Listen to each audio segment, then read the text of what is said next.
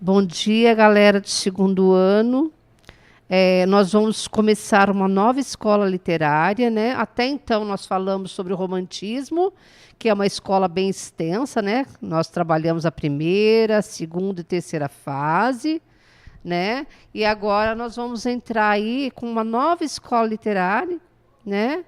Chamada realismo. Nas aulas do Centro de Mídias, eles já falaram sobre o parnasianismo, tá? E sobre o simbolismo de Cruz e Souza. Então, na estética do parnasianismo, eles trabalham mais a arte pela arte, a forma, né, da poesia, a estética. No simbolismo, Cruz e Souza foi uma figura marcante no Brasil e trabalha muito a questão da literação, a repetição de sons, né? Então, hoje eu vou começar com vocês o realismo, tá? Vou falar um pouquinho do realismo em Portugal, que teve uma grande expressividade do Eça de Queiroz, e também vou falar um pouco do realismo no Brasil. Primeiramente, é importante que vocês saibam de cada escola literária algumas características que são marcantes daquele momento histórico, tá? No realismo, ele contrapõe as ideias do romantismo, tá? Tudo é mais objetivo, mais impessoal, tá? A arte da sociedade burguesa em expansão, né? A burguesia começa a tomar mais espaço na sociedade, né? Há algumas reivindicações aí, tanto na questão política quanto na área científica, tá? A Europa está vivendo um momento de revolução científica e aí os ideais são outros. Existe um objetivismo e uma impessoalidade.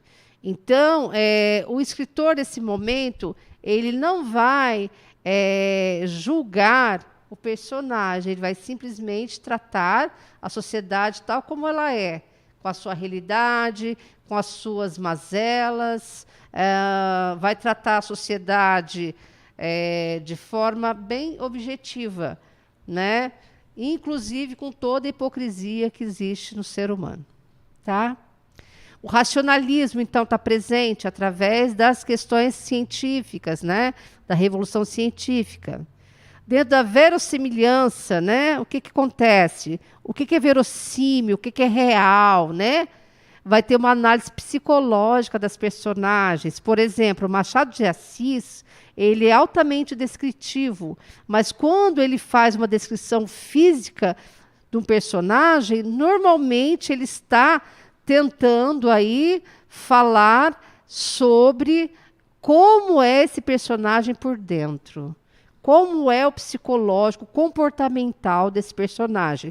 Só que não faz julgamento, ele fala e trata a sociedade, o personagem tal como ele é, tá? Quando chegar o naturalismo, que é uma escola simultânea ao realismo, aí sim os autores vão no cerne, no interior das personagens, tentando entender o porquê desse comportamental. Tá? Que é no caso, por exemplo, do naturalismo, a Luiz de Azevedo. No Cortiço vai trabalhar muito a questão comportamental das personagens. Existe uma análise social, como que é a sociedade da época, tá? Contemporaneidade, o que é isso? Trabalhar o momento histórico, a sociedade contemporânea, né? Que pega esse período aí e vem até os dias atuais, né? Como que é o mundo naquele momento, né? Então, existe uma outra situação dentro da característica, né, que contrapõe, voltando aí, ao romantismo. Não existe idealização dos personagens. Busca da perfeição formal, né, da escrita, certo? Vamos falar um pouco agora do contexto histórico do realismo em Portugal. Eu estou explicando isso porque eu pedi uma pesquisa para vocês na plataforma da escola, no site. teve seu início em 1865, uma época em que liberais e representantes da velha monarquia deposta em 1820 travavam várias lutas, né? Então vai começar aí o proletariado, né? Os operários se manifestarem, as pessoas que têm ideais liberais vão lutar a favor das classes minoritárias, menos favorecidas, tá? Foi um movimento de renovação, uma tentativa de levar Portugal à modernidade, trazendo ao país as ideias filosóficas, científicas que estavam em alta na Europa na época, né?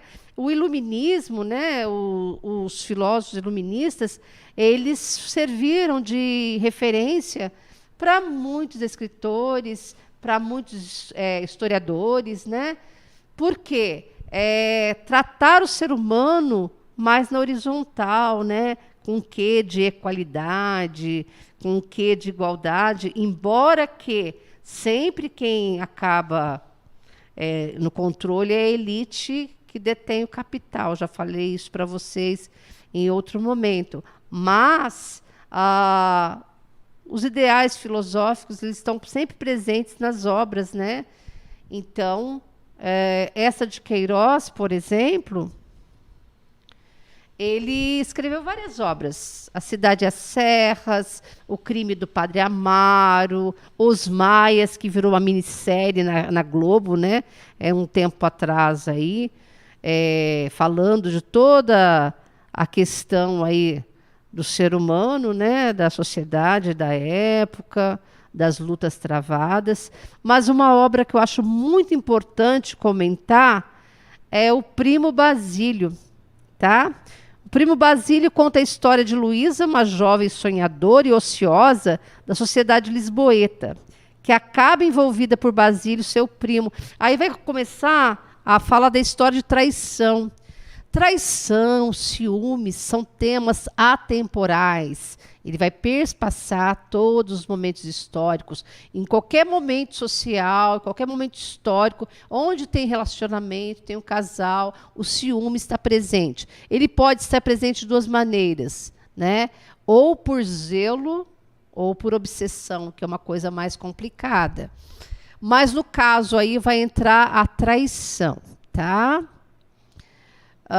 Achando-a sozinha, né? O marido viaja, vou só dar uma prévia para vocês terem interesse de ler a obra.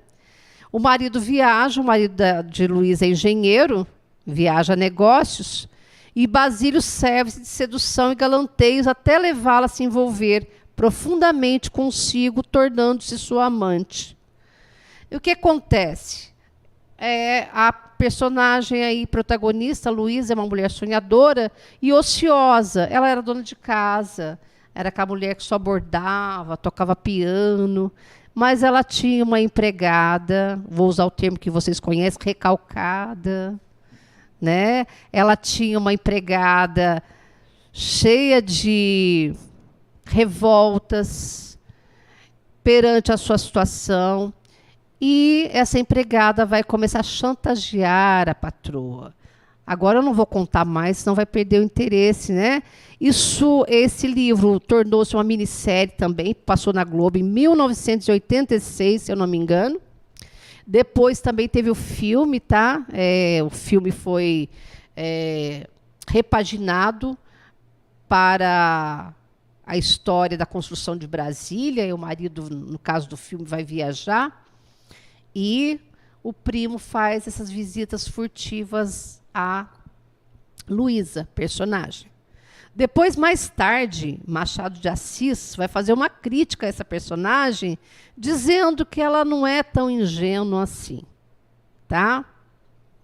Mas essa obra é muito interessante porque ela vai tratar da questão dos ciúmes, do comportamental do ser humano e de como a sociedade, as pessoas, né, que vivem em sociedade, principalmente classe média, conseguem travar uma história de hipocrisia, né? A sociedade, ele vai tratar a sociedade tal como ela é, com as suas hipocrisias, né? Aquela mulher aparentemente devotada ao marido, mas carente, acaba cedendo aos encantos do primo Basílio.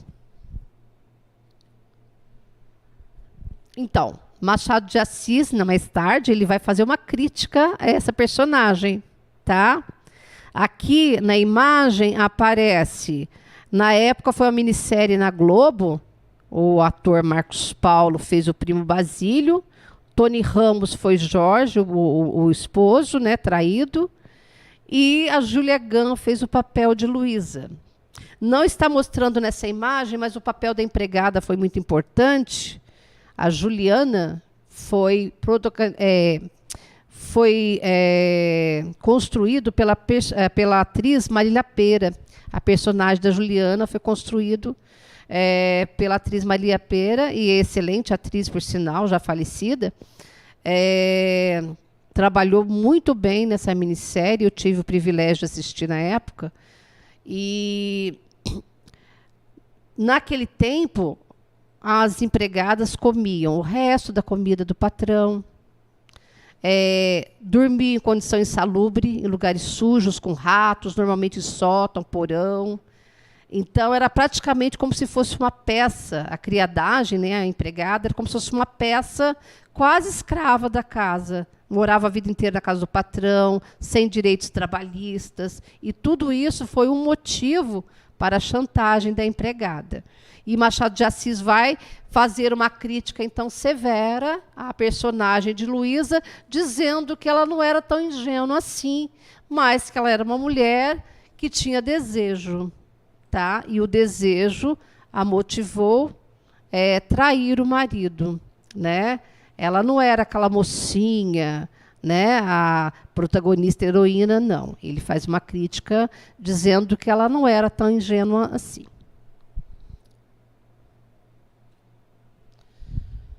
O realismo no Brasil começou a aparecer em meados do século XIX, quando o país passava por uma fase de mudanças no cenário político e econômico.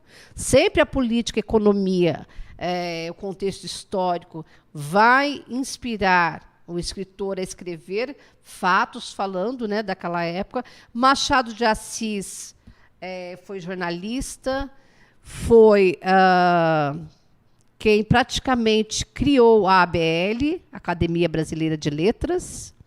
É um dos expoentes talvez de maior relevância na história da literatura brasileira, tá? E ele sempre escreveu temas tratando da sociedade do Rio de Janeiro àquela época, tá?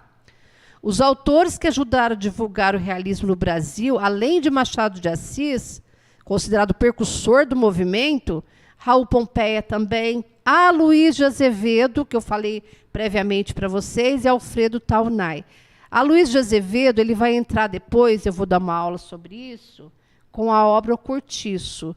E no naturalismo, sim, vai trabalhar temas mais voltados para o cerne, para o interior dos personagens, discutindo até o comportamental, né?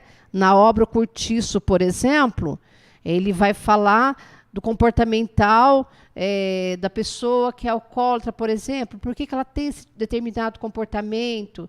Por que ela tem conflitos internos, né? Vários personagens conflitivos aí.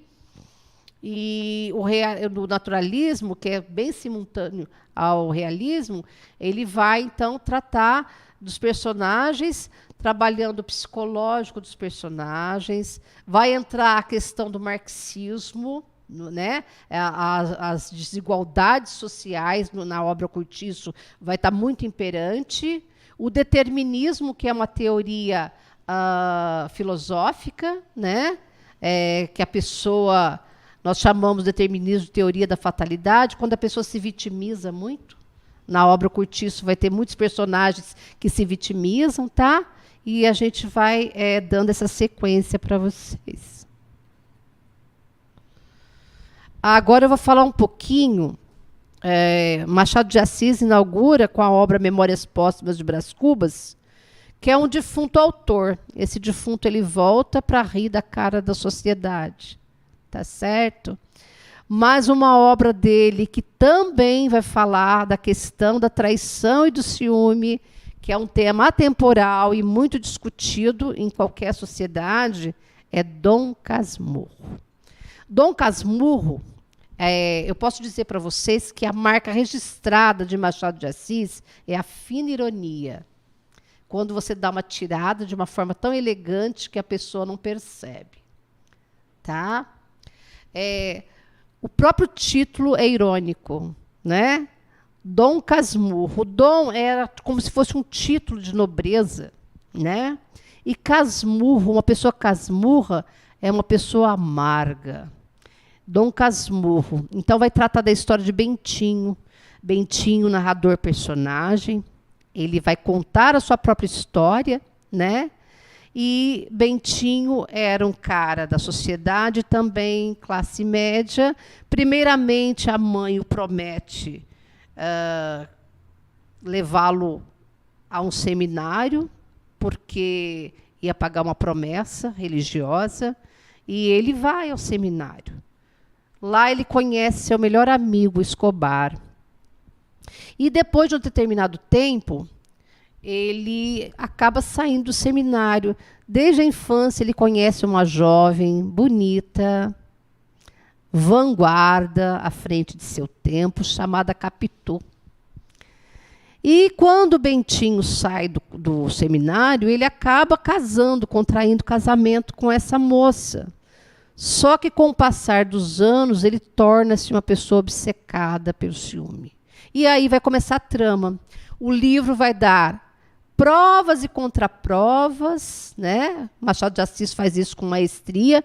Provas e contraprovas da traição suposta de Capitu, né? Até fala que ela tinha olhos oblíquos de cigana dissimulada. Porque ela era uma mulher que tinha os olhos vivos, uma sede de vida, uma mulher moderna para a sua época. Também teve a minissérie, a Globo fez uma minissérie misturando cinema mudo, ópera e literatura. Né? Eu até ia passar para vocês, eu tenho esse DVD que conta aí toda essa história de uma maneira bem ilustrativa, bem artística, misturando aí as linguagens, né? Então, ao longo da história, o narrador personagem começa, depois de uma certa idade, ficar casmurro, amargo, e vai contando a sua história do passado na rua Mata-Cavalos, né? Onde ele viveu com Capitu. O casal tem um filho, e ele tem a cisma que esse filho é do melhor amigo Escobar, né? E tem algumas situações que até fizeram o julgamento de Capitu. A ABL, né, a Academia Brasileira de Letras, uma vez simulou isso para inocentar ou não Capitu. Mas essa obra, o charme dela é que essa obra fica inconclusiva. Quando você lê, você não consegue entender se ela traiu ou não traiu. Fica uma incógnita. Por quê? Ele escreve de uma maneira que vai utilizando das suas marcas pessoais, do seu estilo, da ironia, para confundir o leitor, né? Então, Machado de Assis, ele é um mestre da literatura. A sua marca registrada, então, é a fina ironia. Ele trabalha muito bem a descrição e o perfil psicológico de seus personagens, tá? Eu não vou falar, não vou me ater a falar mais, porque eu quero que vocês leiam pelo menos o resumo da obra, ou assista algum filme que retrate isso, né? Tem um filme também com Marcos Palmeira, Dom, que fala sobre a história de Capitu. Teve personagem de novela que recebeu esse nome, tá? E é muito importante saber diferenciar, então, essa escola nova aí para vocês, a objetividade dessa escola, né? Como trata a sociedade tal como ela é, sem esconder nada, né? Revelando, então, todas as situações que o ser humano vive, todas as situações que são passíveis de erro, né? mas não há assim, um julgamento, um estudo a fundo do comportamental desse personagem. Quando entra no naturalismo, existe essa diferença muito grande que vai a fundo no comportamental, no cerne dos personagens, tá bom? Eu espero ter ajudado vocês um pouco para a pesquisa que vocês vão fazer sobre essa escola literária. Um grande abraço. Eu percebi nos últimos meses que o segundo ano anda desmotivado a fazer as atividades. E eu gostaria que vocês, a partir dessa aula, revisitassem aí dentro de vocês a importância da escola, independente de estar presencial ou não, para a vida, né? Tudo que vocês aprendem numa escola, ou até por conta própria, fazendo esse papel de autodidata que o momento pede, né? Vai servir para a vida toda, né? Tudo que eu aprendi anos atrás, em algum momento eu usei, né? Eu não estou falando só da matéria de língua portuguesa, literatura, não. Estou me referindo a todas as matérias. Todas são importantes. Tá? É só fazer uma rotina, uma agenda. Tem aluno que fala que trabalha fora, mas isso daí é uma realidade de todo mundo, né? Trabalhar é necessário. Muitas pessoas fizeram faculdade trabalhando em 2 empregos e deram conta. Então, eu acho que o psicológico, sim, tem que cuidar muito do psicológico, é um momento difícil, mas eu consigo imaginar que vocês dão conta, sim. É só um pouquinho mais de dedicação. Os alunos que não fizeram AP de língua portuguesa, de matemática também, vou também colocar aqui, façam o caderno do aluno, mande atividades atrasadas para a gente resolver a vida de vocês na prática, que é atualizar a nota no SED. Tá?